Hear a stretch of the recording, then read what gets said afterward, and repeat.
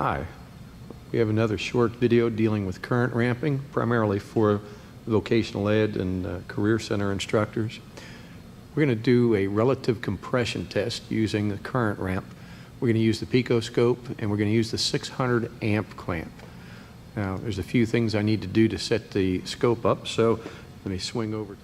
All right, I'm going to set this up for 2 channels. I can do it with just 1 channel, but if I have a cylinder with low compression, I have no idea what cylinder it is.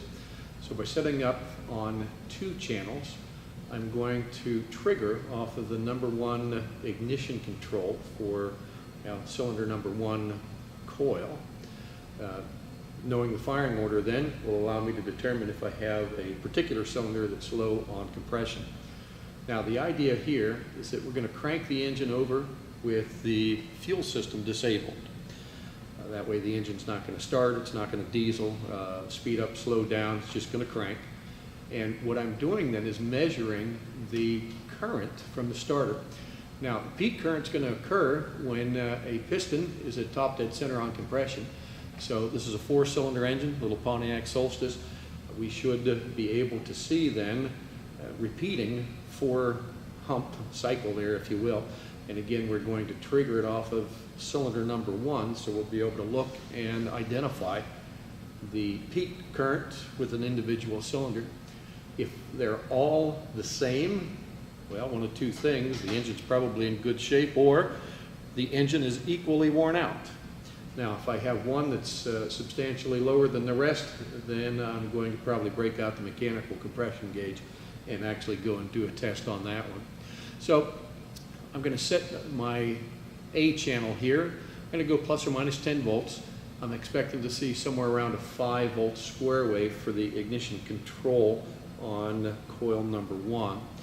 I'm going to need then to bring in channel B, and we can see that is set up for the 600 amp clamp. Now, if it weren't, you'd drop down the menu box here and you'd make your selection from the available inputs here. So I've already got the 600 clamp selected. Now I'm going to turn him on, and I'm going to go with a minus 100 to 200 amp. The menu would be a little bit nicer if I had just plain plus or minus, or just from 0 to 200, but that's not the way this is, and I'm not going to take the time to do a custom library. So I'll go minus 100 to 200. I'm expecting this to crank somewhere normally around 150 amp. Now, I'm not going to capture the peak amperage when I initially start it, but that's not what concerns me with this test. So, all right, I've got the 2 channels selected. It appears that my current is zeroed, which is good. And now I'm going to go ahead and set up my trigger. Now, since I'm working here by myself, I'm going to set up a single trigger.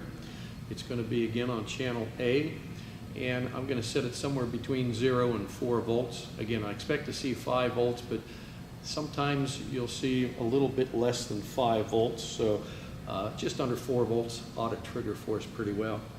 Now, the connections, I'm going to need to make a couple connections. Anyways, I'm looking for the ignition control for number 1. So if I look at the PCM, I can see the ignition control for number 1 is right here.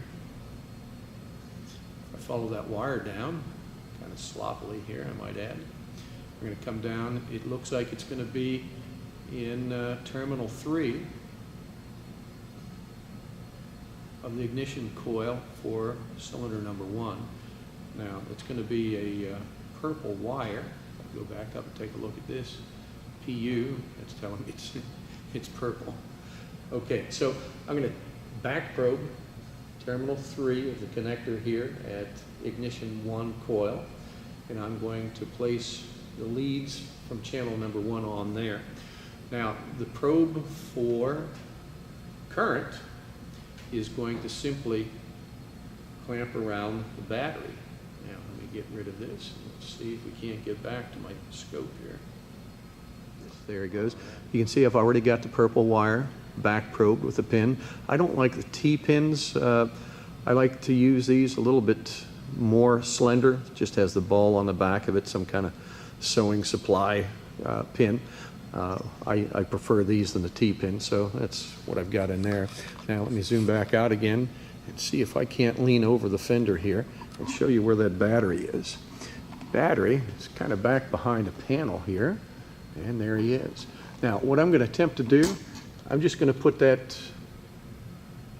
current probe right on the positive battery cable. There's only one coming in to that positive terminal, so I'm going to be happy with placing it on that one. Here's the current probe around the positive battery cable, and you can see I've got the alligator clamp on the IC signal coming into coil number 1.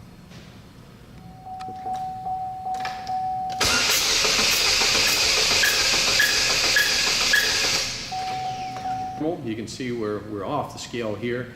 It kind of settles into its normal routine. I don't know if you heard the way the engine was cranking, but obviously there's some type of compression leak on it, and it was kind of a jerky cranking. Now, cylinder number 1, a little blue trace right here. So this is ignition for cylinder number 1. So if I look directly above it, this is going to be the compression as picked up by the current probe. So if we look, we've got firing order on this is 1342. So there's cylinder number 1, there's cylinder number 3, number 4 is just way low. Number 2, now number 2 appears to be higher than the rest. That is not uncommon to have the next cylinder in the firing order next to a bad cylinder post a higher compression than the rest. We repeat again, so 1, 3, 4 again's down, and 2. So again, at a glance, it's easy to see that we do have a problem with this. We've identified it as cylinder number 4. This is where I definitely break out compression gauge, go in and take a look at that. There's some other things I can do with the scope, but we're not going to deal with that because it's no longer involving current ramping. That is involving in-cylinder pressure sensors, which will allow me to actually do a compression, running compression test also, but that's for another video. Hopefully, this shows you another use for current ramping, and again, relatively quick test. So if you suspect you've got a cylinder that's very low on compression, this is a pretty quick test, identify it for you right up front rather than pulling all of the cylinders out and doing a compression one by one on each cylinder to find the bad one.